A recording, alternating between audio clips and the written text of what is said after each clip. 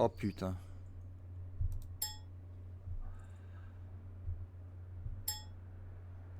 Et voilà, on est en live. Donc on fait une émission spéciale aujourd'hui.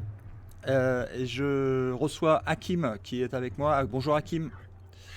Bonjour Laurent. Alors le thème de la visio d'aujourd'hui, c'est la franc-maçonnerie et la spoliation en fait des entrepreneurs par des réseaux francs-maçons. Et on va parler d'un cas précis qui est le tien.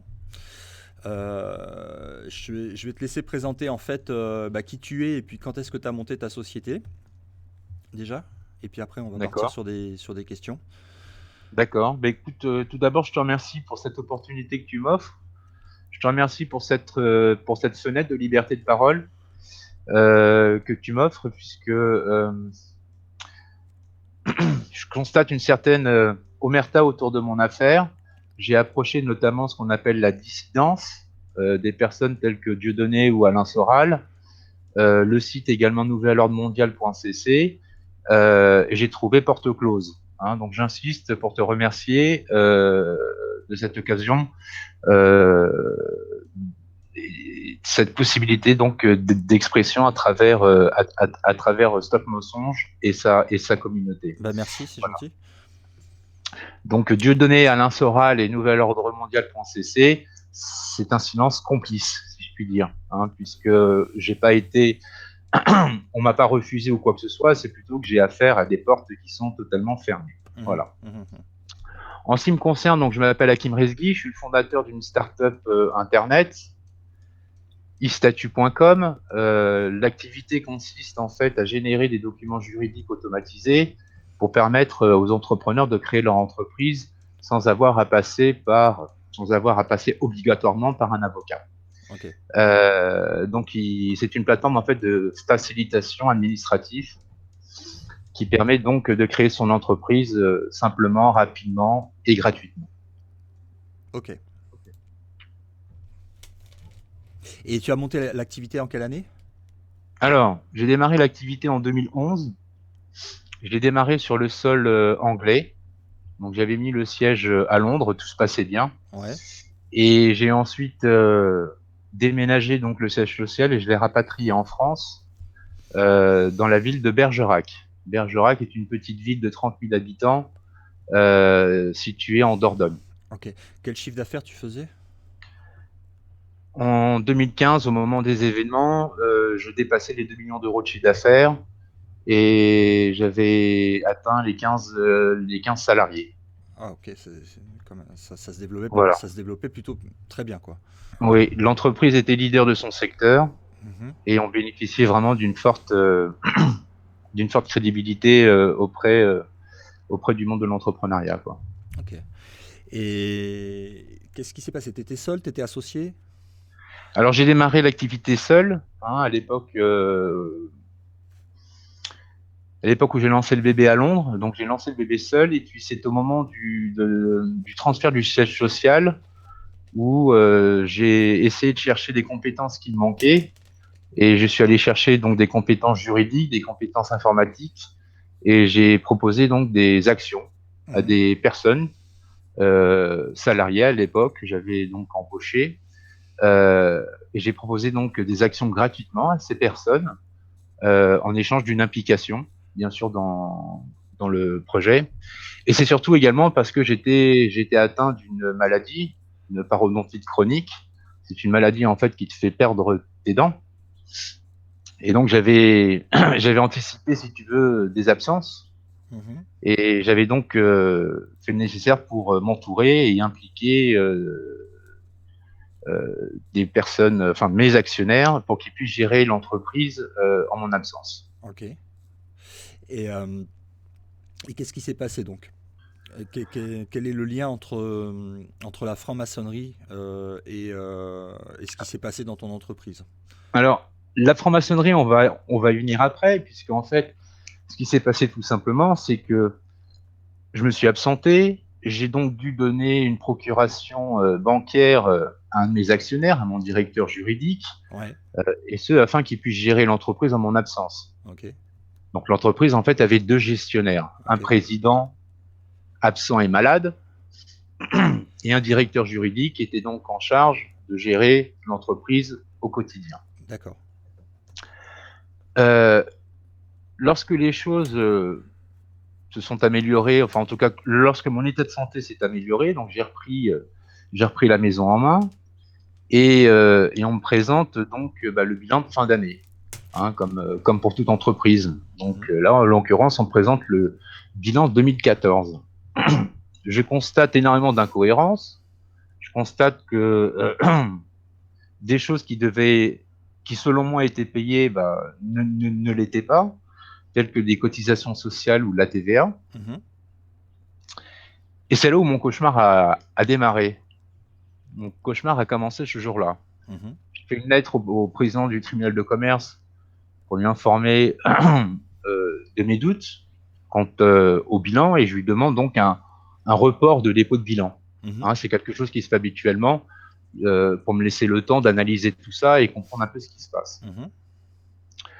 Donc en creusant la comptabilité et et en essayant de comprendre ce qui s'est passé sur l'année 2014, je découvre, je découvre des choses extraordinaires.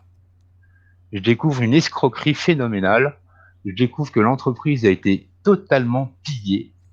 Je découvre que nos clients ont été victimes de phishing. Je ne sais pas si tu sais ce que Ouais, c'est le que phishing, le c'est des phishing. arnaques à la carte bancaire par email. Voilà. Là, en l'occurrence, c'est de l'interception de cartes bancaires. Ok. C'est-à-dire que mes clients saisissaient donc des coordonnées bancaires sur une page qui semblait être une page de la banque, mais qui ne l'était pas. Et donc, je découvre ça. Je découvre également donc des détournements de TVA. Je découvre des détournements d'URSSAF et divers autres escroqueries. Alors, quand un chef d'entreprise découvre des malversations dans son entreprise, la première chose qu'il a à faire, c'est de déposer plainte. Bah bien sûr. Et ben, c'est des choses que je fais Ok. en juillet 2015. La première chose que je fais, le réflexe que j'ai, c'est que je vais voir mon commissariat, le commissariat donc de Bergerac, pour y déposer plainte. Je rencontre un policier fort sympathique. Il initie, si tu veux, la saisie de ma plainte. Mhm. Et 5 minutes après, j'ai le brigadier chef du commissariat qui vient me voir et qui me demande gentiment de rentrer chez moi, Sans prendre ta plainte. sans prendre ma plainte. J'insiste également pour lui dire que ma maison a été cambriolée et que j'aurais besoin de déposer une main courante. Pareil, pour la main courante, on me refuse donc le dépôt de main courante. Tout cela est justifié, bien sûr. Hein. On me dit que le procureur de la République va me contacter par téléphone et qu'il n'y a donc pas lieu De... d'enregistrer de plainte. Ok. Voilà. Donc je rentre chez moi, la queue entre les jambes, comme on dit, Ouais. hein, Bah ouais. pardonne-moi l'expression, un peu dubitatif. Je me dis, mais c'est pas possible qu'un service de police me refuse un dépôt de plainte, surtout que les faits sont graves. Hein. Mm. On parle d'escroquerie, on parle de détournement de TVA, d'URSSAF. Quel montant à peu près, le montant de l'escroquerie, tu l'estimes? J'estime, à 600 000 euros. D'accord. C'est quand même colossal. Ouais, c'est énorme pour une petite entreprise. Bon, mais les choses ne s'arrêtent pas là. Donc, j'décide donc de m'adresser au procureur de la République. Donc il te reçoit? Non, Non. Madame la procureure de Bergerac ne m'a jamais reçu et ne m'a jamais passé le moindre coup de fil. D'accord. Ça fait depuis 7 mois maintenant. Hein. Donc, je commence à saisir sur mon ordinateur une plainte. Et là, qu'est-ce que je constate?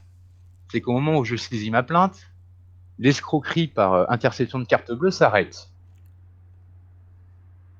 Je saisis sur mon ordinateur de maison. D'accord. Je suis à la maison, je commence à saisir ma plainte. Au même moment, ça s'arrête. Voilà, c'est ça. Comme s'ils C'est-à-dire avaient 1 heure accès à ton après, ordinateur.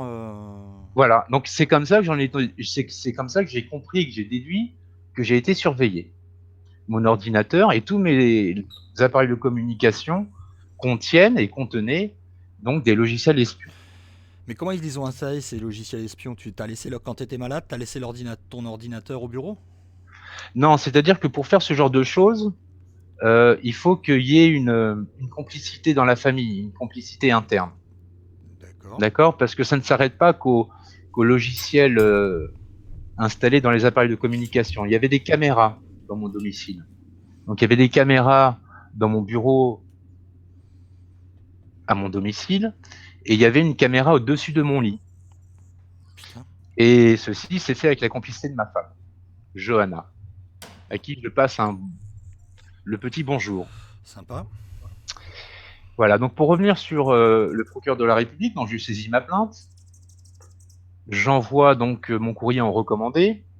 Je ne reçois pas d'accusé de réception quelques jours après. Je m'inquiète. Je me dis, c'est pas normal. Surtout qu'on est une petite ville et le TGI est pas bien loin de la poste. Hein, c'est-à-dire que le facteur a 100 mètres à faire, si tu veux, pour pouvoir aller délivrer le courrier. Ok. Donc je m'inquiète.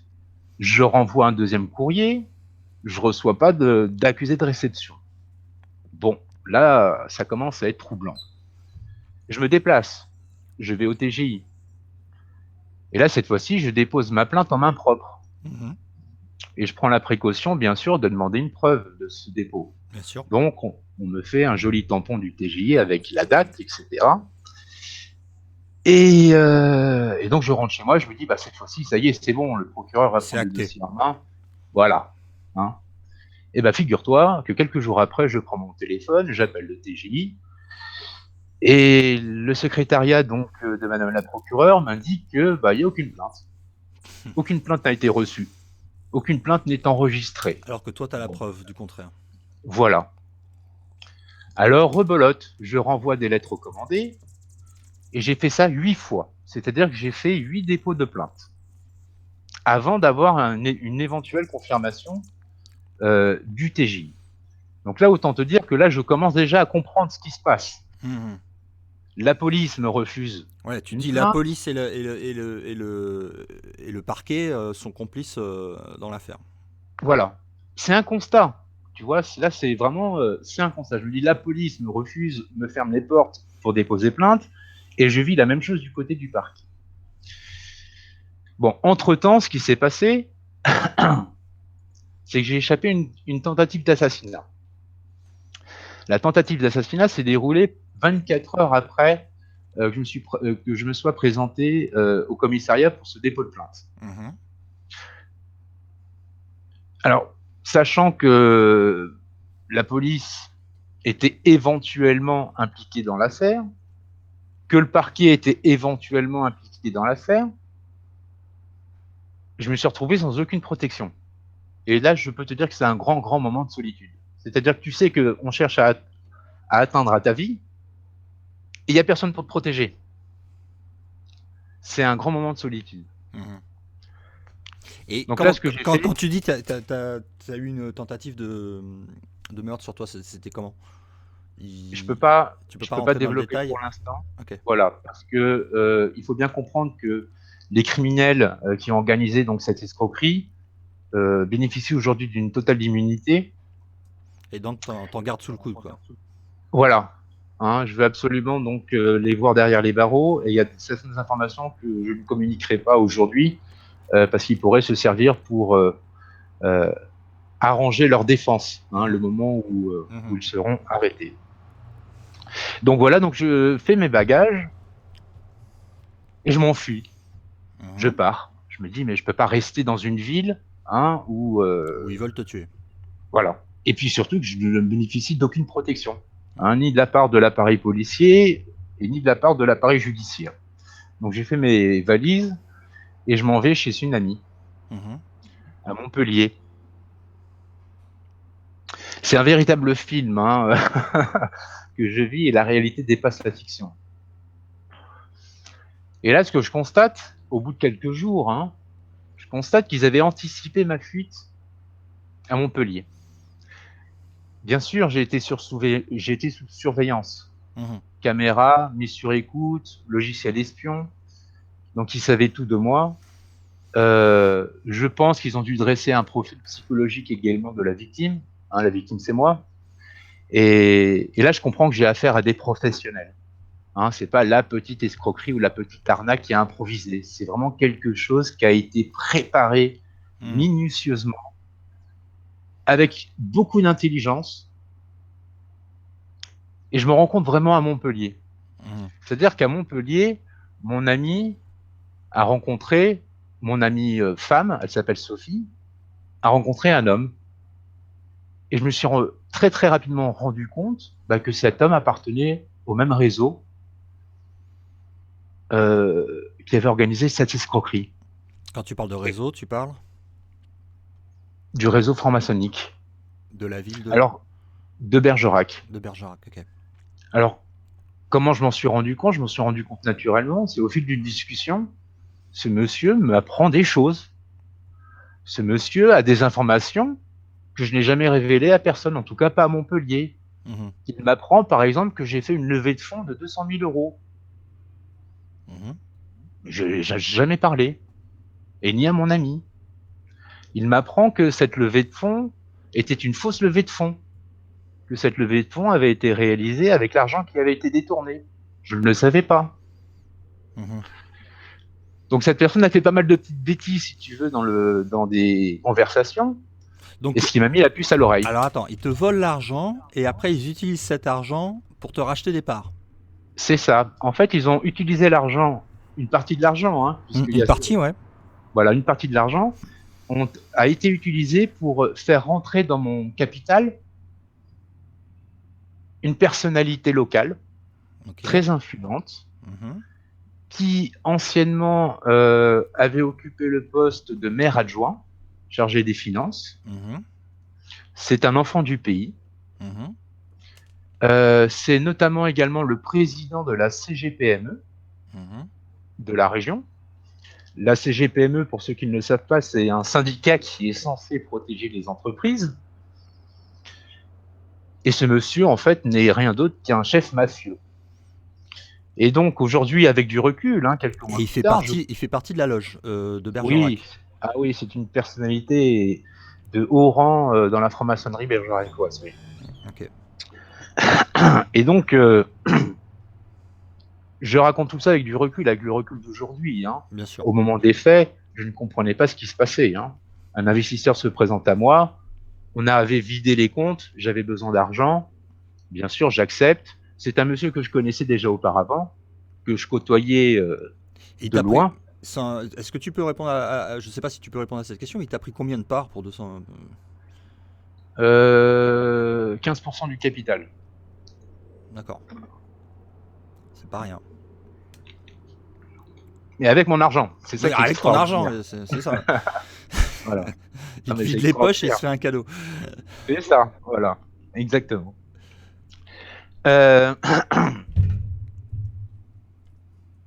Donc voilà. Et donc depuis que j'ai déposé plainte, je vis un cauchemar.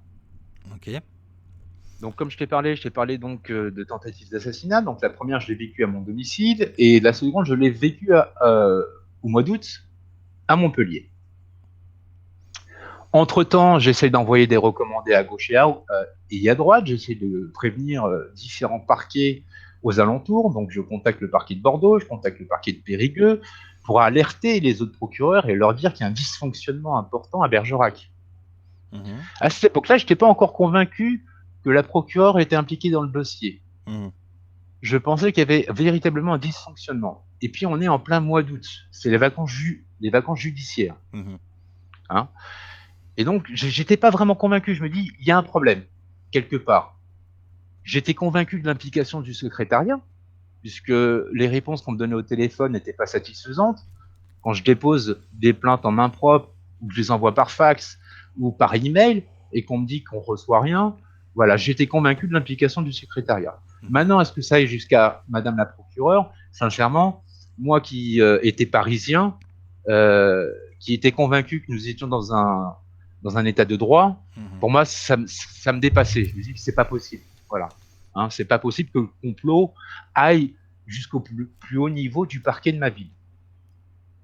Et ensuite, au fil du temps, donc, j'ai pu tester, si tu veux, Madame la procureure. Donc, je suis rentré en contact avec... On a son nom qu'on peut donner? Oui, bien sûr, c'est Frédéric Dubost. D'accord. Madame Frédéric Dubost, donc procureure de Bergerac, qui doit d'ailleurs sûrement regarder l'émission. Et je lui passe d'ailleurs un petit coucou. Vous voyez, je suis encore vivant. Et Pardon, Laurent, tu voulais dire un truc? oui, je vais te demander, tu... Attends, ça m'a échappé. Ça va me revenir. Question. Comment tu sais que cette procureure, elle est franc-maçonne? C'est une information que je peux pas révéler pour l'instant. D'accord. Voilà. Mais tu le sais. Voilà. Sache que, et d'ailleurs tu m'as soutenu à ce niveau-là, et je t'en remercie, j'ai mis en ligne une pétition. Hmm.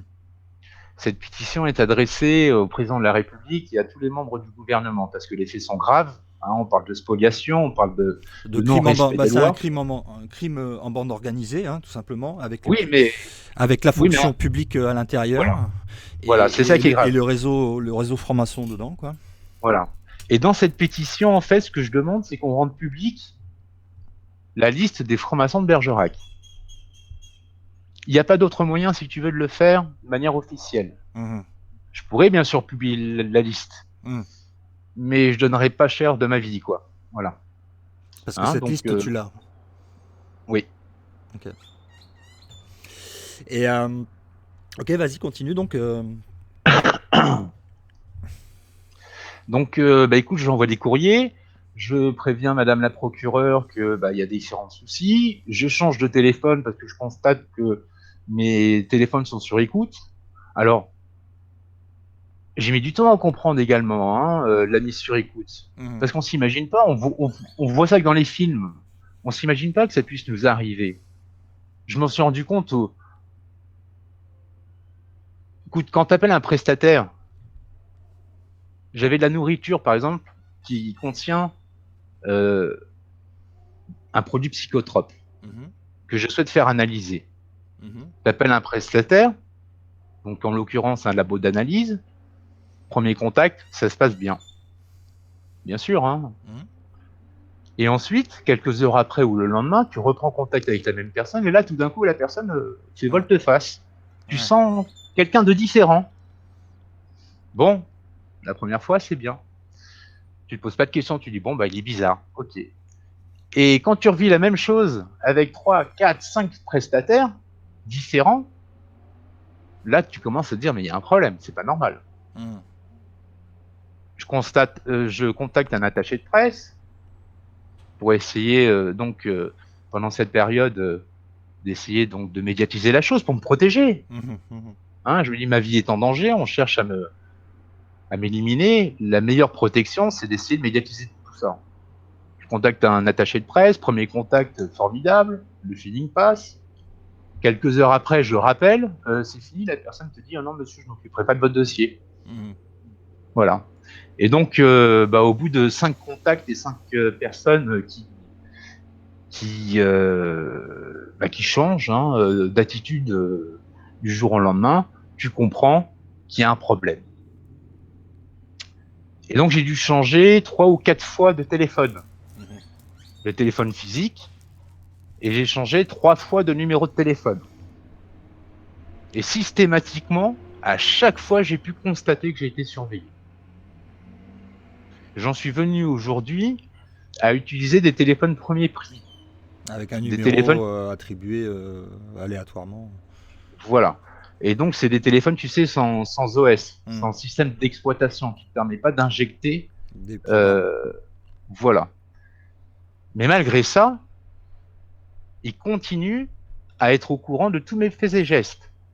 Ouais, Donc, j'en déduis qu'on utilise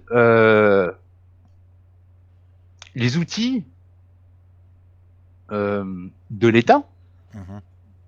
pour me mettre sur écoute. Donc je suis véritablement mis sur écoute comme si j'étais un terroriste ou un gangster. Ouais, Et il en est de même avec la ligne fixe que j'utilise.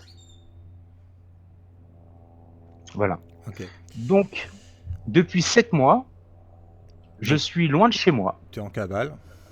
C'est ça. Et C'est mon d'avoir crime, été c'est malade et d'avoir signé cette procuration. même pas Laurent, mon crime, c'est d'avoir déposé plainte. Ouais. Tu vois, parce que encore là, ce qui se passe, l'escroquerie, bon, ça arrive, c'est très bien. Bon, ok, il y a une escroquerie. Ok. Bon, après, il y a la justice qui intervient. Ça peut arriver une escroquerie, tu vois. C'est Ouais. pas. Mais là. Là, non, j'ai le droit à rien. J'ai pas le droit de rentrer en contact avec la police. Je n'ai pas le droit de rentrer en contact avec des parquets. Alors, bien sûr, j'ai essayé de contourner le parquet de Bergerac.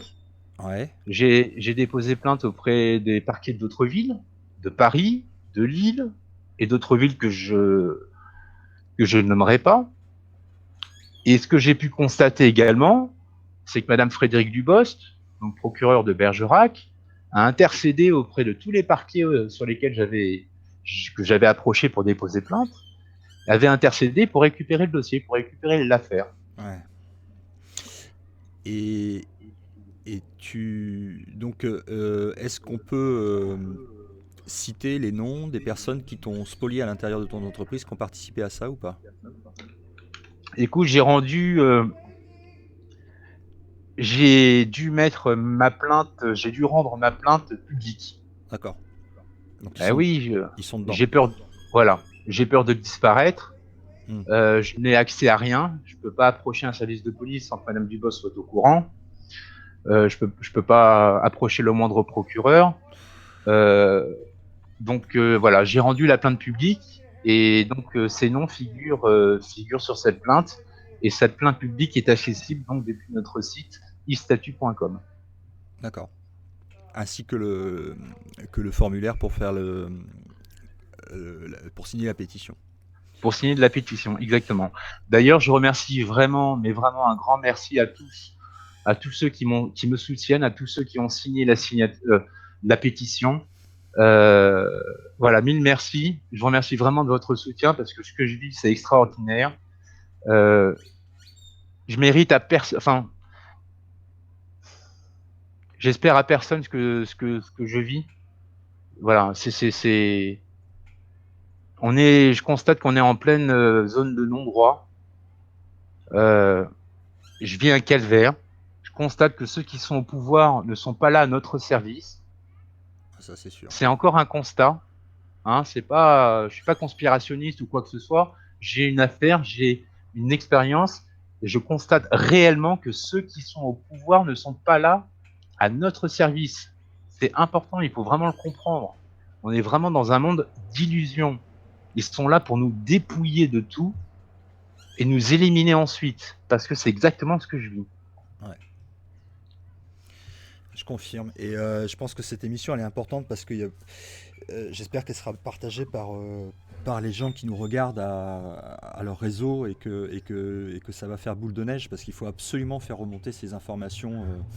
Le seul moyen de combattre en fait cette mafia qui nous dirige, hein, c'est ces criminels et ces sectes comme les réseaux francs-maçons qui ont infiltré tout l'appareil juridique, fiscal, enfin tout l'État quoi, et puis Ouais. et puis les grandes entreprises, et puis même des petites. Euh, c'est un poison pour l'humanité. C'est il faut vraiment lutter contre ça. Le seul moyen de lutter, c'est de partager l'information, partager l'information, partager l'information par tous les moyens quoi. Partager, Oui, partager, mais partager. encore, Laurent, encore faut-il que les gens comprennent les choses, parce qu'on a affaire à des gens qui sont d'une intelligence supérieure et qui sont dans la subtilité. D'accord? Je t'explique par exemple dans mon cas. Durant le mois de entre septembre et octobre 2014, je passais d'hôtel en hôtel pour essayer de rester vivant. Et donc on a profité donc de mon absence de la ville de Bergerac pour mettre en place toute une stratégie, d'abord médiatique, puisque des articles de presse sont parus à mon sujet. Et là, sincèrement, j'invite tout le monde, mais vraiment tout le monde, à regarder, à lire ces articles de presse, parce que elles révèlent réellement, voilà, la manipulation et le pouvoir que peuvent avoir ces personnes-là. Ces articles de presse me décrivent comme un chef d'entreprise ayant pris la fuite avec la caisse de l'entreprise. C'est extraordinaire. Je me suis enfui avec l'argent de l'entreprise. Et à Bergerac, tout le monde croit ça. Donc c'est du dénigrement pour t'isoler.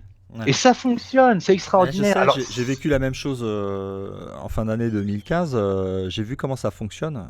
Ils t'infiltrent Et ils essayent de détruire ta réputation avant de te détruire toi-même physiquement. C'est exactement ça. Voilà. Et ça fonctionne, c'est machiavélique. Mm. Je sais pas, enfin, je comprends pas comment on peut faire paraître ce type d'article. Alors, bien sûr, c'est pour protéger l'escroquerie, c'est pour protéger les organisateurs de cette escroquerie. Et je peux te dire qu'à distance, hein, moi j'étais dans ma chambre d'hôtel et je voyais ces articles de presse. Il n'y en a pas eu un seul, il y en a eu 3. Mm.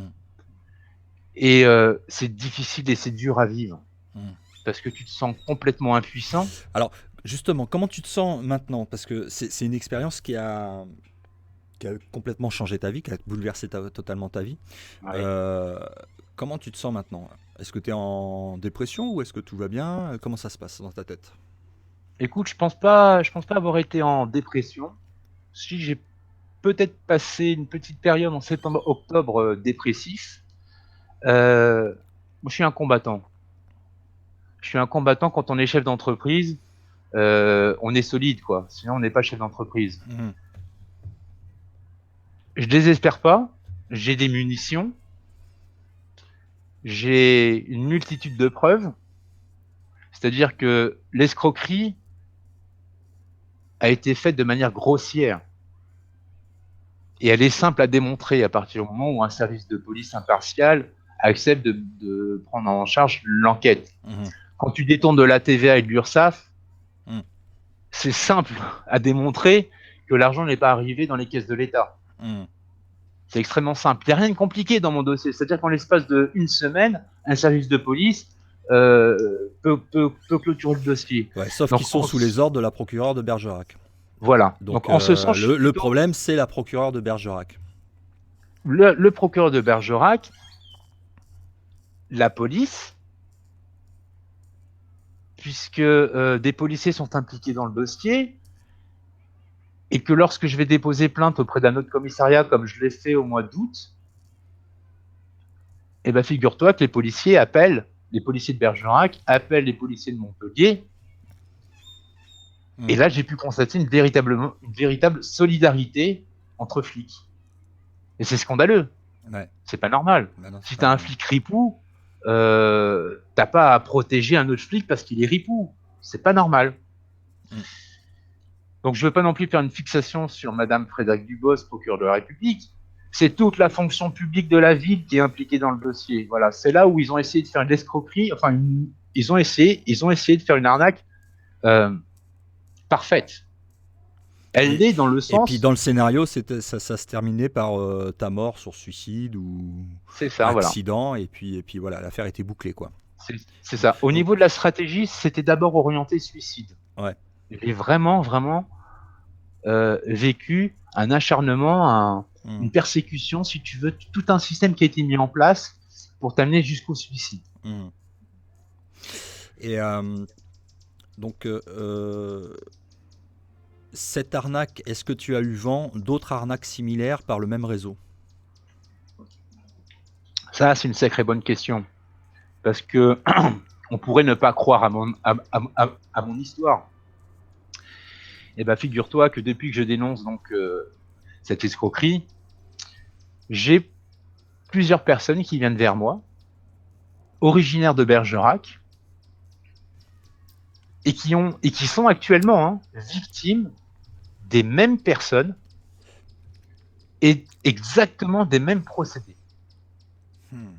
Donc aujourd'hui, on essaye de s'unir, parce que l'union fait la force, et on essaye de combattre le mal ensemble. Hmm. L'autre entreprise qui est également donc victime de cette persécution et des mêmes méthodes par les mêmes personnes. Cette entreprise s'appelle Daily Metal et elle dénonce exactement les mêmes choses que je viens d'annoncer. Elle les dénonce Ouais. sur son site puisqu'elle vit exactement les mêmes choses. Et Elle le vit, lien et le nom de cette entreprise se trouve aussi sur ton site, hein, pour ceux c'est ça, qui voilà. veulent le retrouver. Donc, voilà. On rappelle le nom du site, Alors, istatu.com, ça s'écrit istatu.com. IS, voilà, ISTATUT.com, istatu.com. Ok. Et donc, tout en bas de la page, vous verrez donc un lien qui dirige vers Daily Metal et Ok. qui explique exactement les mêmes choses. Alors, arrête-moi si je me trompe, mais l'arnaque on peut la décrire ainsi. D'abord, on détourne des fonds de l'entreprise. Oui. Première arnaque. De manière à la rendre, euh, on va dire, au bord au bord de la faillite, quoi. Hein. L'amener à la faillite, c'est L'amener à la exactement faillite. ça. Et puis là arrive en fait, par les mêmes personnes qui t'ont volé l'argent, une personne qui te propose d'en injecter avec ton C'est argent. ça. Donc, C'est ça. euh, On crée le problème voilà, pour proposer une solution. voilà. Et ensuite, une fois qu'il y a ces personnes à l'intérieur de la société, euh, il y a une histoire. Tu m'as dit que la société devait passer en vente publique pour un défaut de paiement de, Voilà. de Alors, 600 euros. Alors attendez, parce que ça c'est très important, vous allez voir jusqu'où ouais. ça va. Ouais. Pour une société qui vaut, on va dire, s'il a fait 2 millions de chiffre d'affaires, elle en vaut au moins 6 Ouais. dans le domaine Internet, au minimum. C'est ça. C'est ça. Et là, tu as une dette qui s'élève à 600 euros, C'est ça. pour J'ai laquelle... 30 000, j'ai 30 000 euros en trésorerie. Ouais. D'accord. Et on se sert donc d'un simple courrier d'un prestataire Mhm. qui réclame 600 euros pour 30 jours de retard en plein mois d'août. Mhm. Tu vois ce que je veux dire, Ouais, ouais, Les ouais. entreprises au mois d'août, on a tous des retards de paiement au mois d'août. C'est normal, les gens sont en vacances.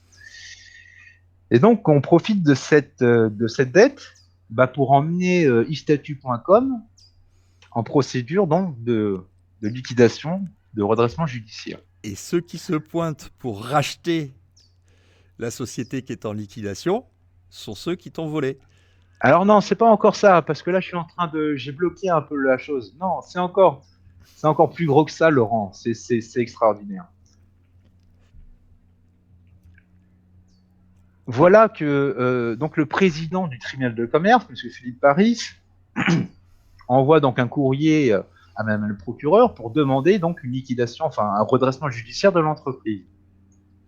Sache que j'avais fait donc ce fameux courrier au président du tribunal de commerce Mhm. pour lui prévenir qu'il y avait un problème dans le bilan. Je demandais un report des comptes. Mais figure-toi qu'également en parallèle, j'ai fait faire une demande d'alerte. Mhm. C'est-à-dire que lorsque tu sens qu'il y a quelque chose qui ne va pas dans ton entreprise, j'arrivais plus à la diriger, quoi. Tout le monde était contre moi. Mhm. Donc j'ai lancé une procédure d'alerte. La procédure d'alerte, elle consiste à nommer un administrateur dans l'entreprise pour la protéger et aider l'entrepreneur à sortir la tête de l'eau. Mhm. Voilà, c'est vraiment une protection. Je l'ai demandé auprès du président du tribunal de commerce. Et figure-toi que, contre toute attente, il n'a pas respecté donc cette procédure. Il s'est dit, non, on va plutôt mettre l'entreprise en liquidation judiciaire. On l'a fait disparaître. Et là, à distance, parce que je suis dans ma chambre d'hôtel. Et parce qu'en faisant disparaître l'entreprise, c'est un autre moyen de faire disparaître les preuves. C'est ça, c'est de faire disparaître la comptabilité. Et ensuite, bien sûr, l'amener et la racheter à la barre du tribunal de commerce. Ça, c'est la finalité. Ça, c'est la finalité. Et après, ça redémarre sur une nouvelle comptabilité. Et puis voilà. Voilà, c'est ça. Et donc, je vois en fait un simulacre de procès. Je vois ça à distance. Je suis dans ma chambre d'hôtel. Je suis isolé, je suis enfermé, j'ai peur de sortir, j'ai peur d'être zigouillé. Et donc, je vois ça à distance, à travers un faux greffe, à travers les informations que je reçois à gauche et à droite. Et je constate en fait qu'il y a eu un simulacre de procès au tribunal de commerce. Donc, Madame la procureure a participé, Madame la procureure a validé donc cette demande de redressement judiciaire, alors que de redressement ou de liquidation? Alors, ça commence par un redressement. D'accord. Mais moi, j'ai pas eu le droit à un redressement. Moi, je suis passé directement en liquidation, comme si j'étais une entreprise poubelle, quoi. Ouais. Rares sont les entreprises qui passent directement en liquidation. Je crois que ça n'existe même pas. Je dois être istatu.com doit être l'exception. Et donc voilà, donc ils organisent un procès, un tribunal entre eux. Ils jugent donc une entreprise istatu.com pour 600 euros de dette. Se présente également un représentant des salariés qui n'est rien d'autre que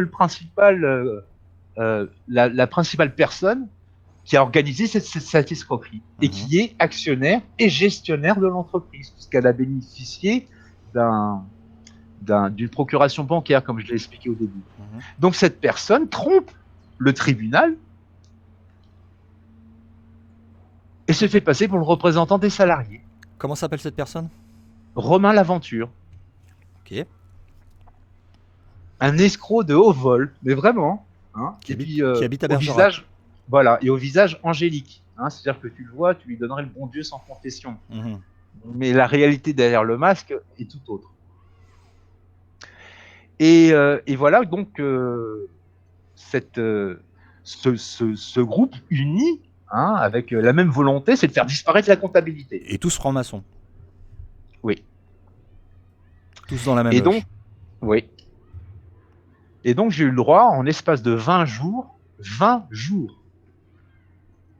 à une liquidation judiciaire. L'entreprise n'existe plus, disparaît.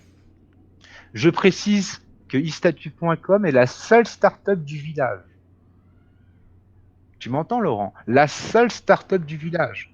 C'est-à-dire qu'au contraire, on devrait protéger une start-up en milieu rural. Parce Mhm. que là, on parle d'une petite ville de 30 000 habitants en zone rurale. Mhm. La seule économie qu'il y a dans cette ville est l'économie des vendanges, enfin du vin, de la viticulture. Mhm. Mhm. Sinon, il n'y a rien d'autre. Mhm. C'est une ville qui est en totale paupérisation. Mhm. Moi, j'étais ravi de venir dans cette ville et dynamiser le tissu économique de cette ville à travers mon entreprise. Mhm. Moi, j'étais ravi de créer des emplois et essayer de faire bouger les choses. Mais il semblerait que la fonction publique voit les choses d'une autre manière. Mhm. Voilà. Donc aujourd'hui, l'entreprise est en liquidation judiciaire. Ouais. Et elle va être vendue pour une. Alors attends, ça va encore plus loin. Donc après, pour récupérer l'entreprise, bon, il y a des recours hein, à ce type de procédure. Donc les recours se font ensuite en cour d'appel. Mhm. Et là, en l'occurrence, la cour d'appel pour ce qui est de Bergerac se situe à Bordeaux. Mhm. Donc je lance une procédure hein, en référé pour expliquer que j'ai été spolié, parce que là, il s'agit de spoliation. Mhm. Hein, quand une entreprise se retrouve directement en liquidation pour 600 euros de dette alors qu'elle avait en caisse 30 000 euros, c'est de la spoliation. Mhm. Donc en référé, je gagne en référé. Mhm. C'est-à-dire que le jugement nous est favorable, mais favorable.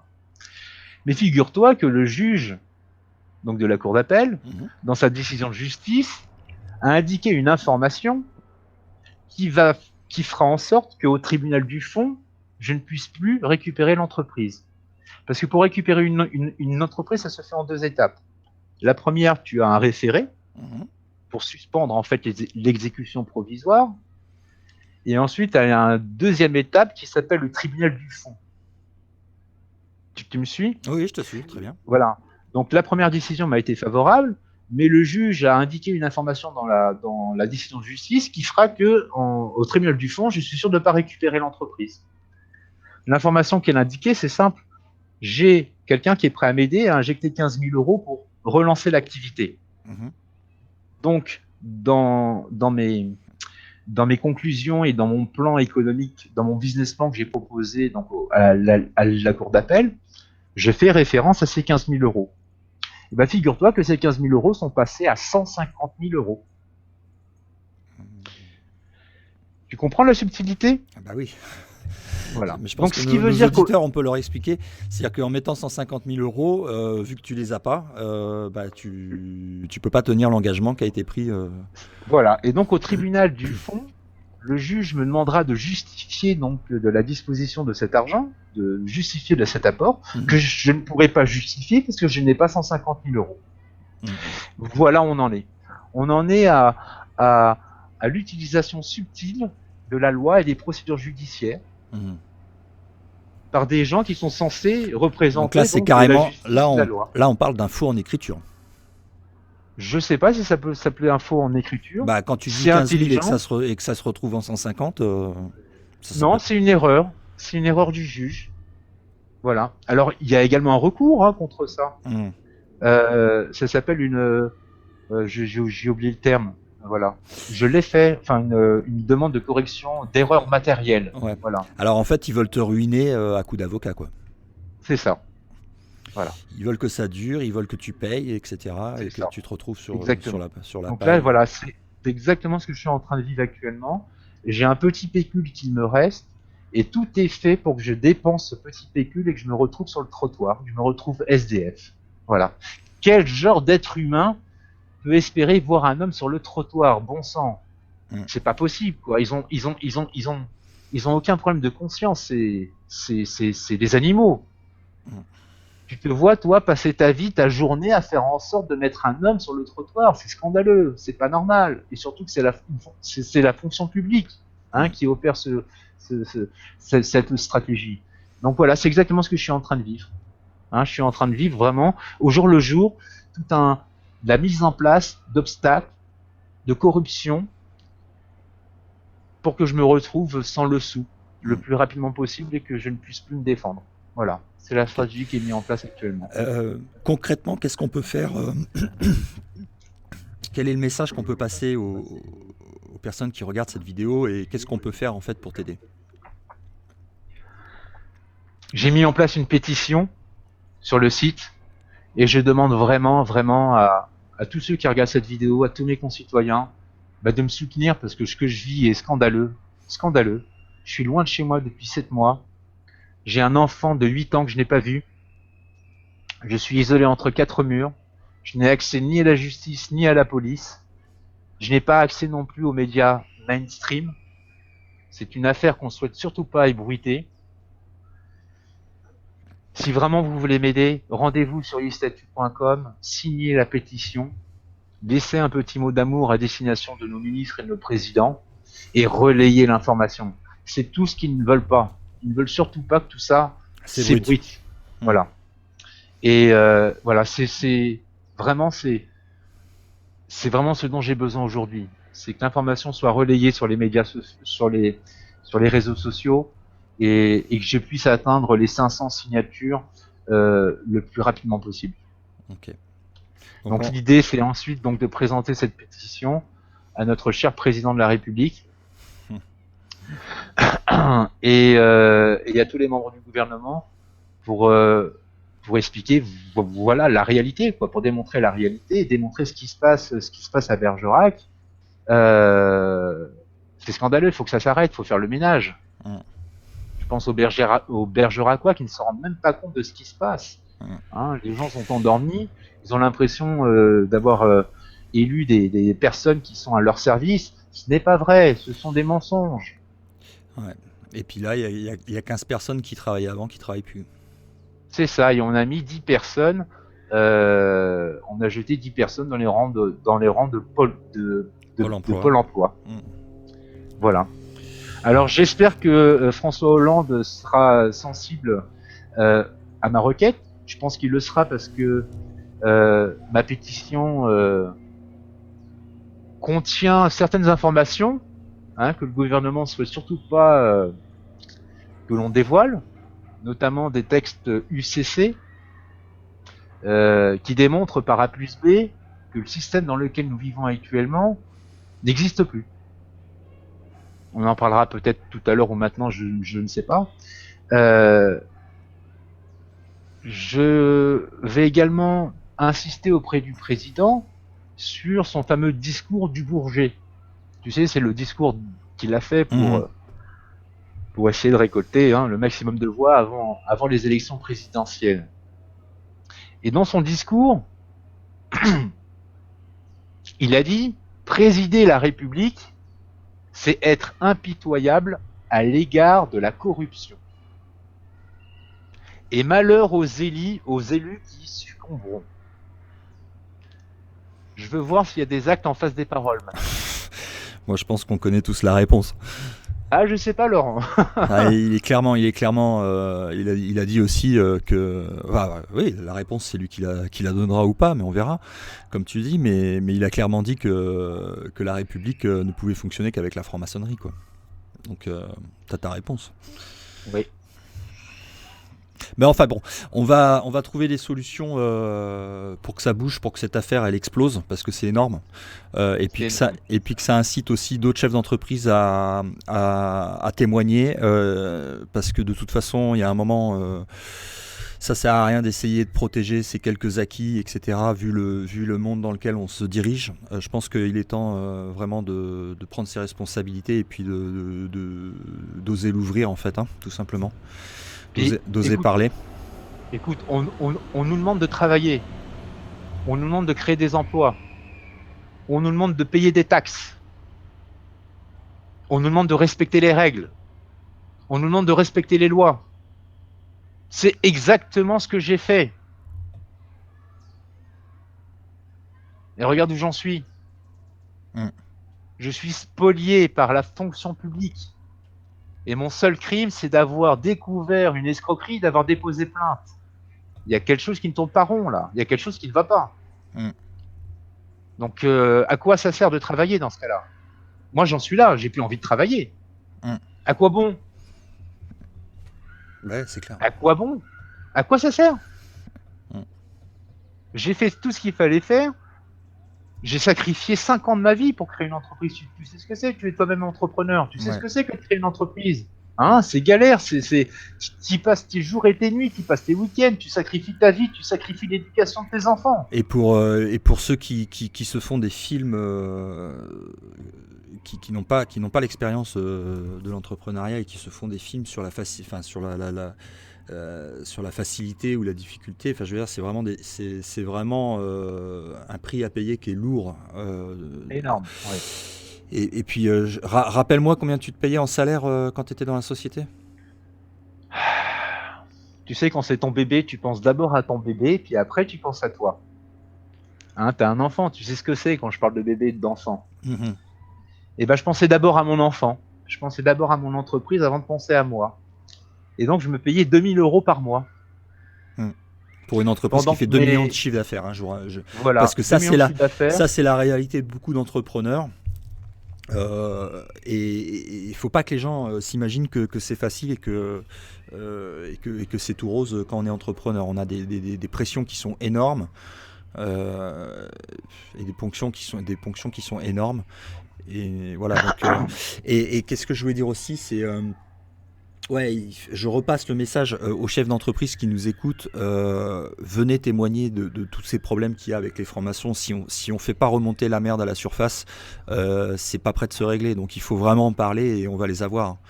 On va les avoir quand on sera des millions à sortir dans la rue ou à se pointer devant une procureure pourrie comme celle de Bergerac. Les choses vont changer. Tant qu'on restera dans la peur et dans la désunion, il n'y a rien qui changera. Voilà, ils sont organisés, pas nous, il faut s'unir. Donc j'en profite pour passer un message à tous ceux qui veulent s'inscrire sur la Fondation pour l'Humanité. On est en train d'avancer là-dessus. Il faut qu'on s'unisse et puis qu'on prenne le destin en main de la Terre, tout simplement. Hein. Parce qu'il ne faut rien attendre de ceux qui sont là en haut. Hein. Il faut juste les virer, quoi. Je crois qu'il est arrivé un moment où l'action est de mise. Là, je pense que à travers différentes affaires, les choses cachées sont aujourd'hui révélées. On le voit en plus de manière naturelle. Donc c'est le moment d'agir. À partir du moment où on constate, et avec des preuves, que la fonction publique n'est pas du tout celle qu'on pensait, c'est soit on agit, soit on subit. Mmh. Hein, et mon cas aujourd'hui, et ce que je vis aujourd'hui, peut vous arriver demain, à n'importe qui, dans n'importe quelle ville. Hein, il ne faut pas se dire, ah bah moi j'habite à telle ville, moi ça m'arrivera pas. Je n'y crois pas. Je pense que c'est pareil ailleurs. Je vais pas dire partout, parce que c'est être négatif et pessimiste. Je le suis pas. Je crois encore en mon pays. Je crois quand même qu'il y a encore quelques villes qui respectent les règles et les lois. Mais oui, ça peut vous arriver demain. Ça peut arriver à n'importe qui. Mmh. Ok, bah écoute, je pense qu'on a fait le tour. Tu voulais rajouter quelque chose? C'est bien qu'on garde la vidéo en dessous des 1 heure. On est à 54 minutes, comme ça fait pas trop long pour les gens à regarder. Non, c'est bon. Je te remercie encore une fois pour cette opportunité que tu m'offres. Je remercie tous ceux qui ont signé la pétition et qui vont signer la pétition. Hein. Ça vous demande quelques secondes et ce geste est énorme parce que derrière, on va essayer de faire bouger les choses auprès du gouvernement et démontrer voilà, la corruption qui existe auprès de l'appareil policier judiciaire de notre ville de Bergerac. Voilà. Je rappelle le nom du site. Enfin, vas-y, rappelle, pardon, le nom du site. www.istatu.com. Il y istatu.com. a également une vidéo que je vous invite à regarder Sur la page qui d'accueil.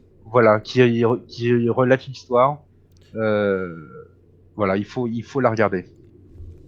Et cette vidéo a été supprimée de tous de YouTube, De toutes les plateformes. Dailymotion et même Rutube. C'est ça. Ils sont intervenus partout. Ouais. Écoute, je te remercie beaucoup. Je te souhaite une bonne continuation, bon courage, et puis de toute façon, on reste en contact. Merci Laurent. Et puis, j'invite tous ceux qui ont des problèmes similaires à prendre contact avec Stop Mensonge pour qu'on puisse organiser justement des vidéos comme ça et puis les publier et faire remonter les choses au grand jour pour que ça bouge. À bientôt. Merci. Bye. Merci Laurent. Bye. Au revoir.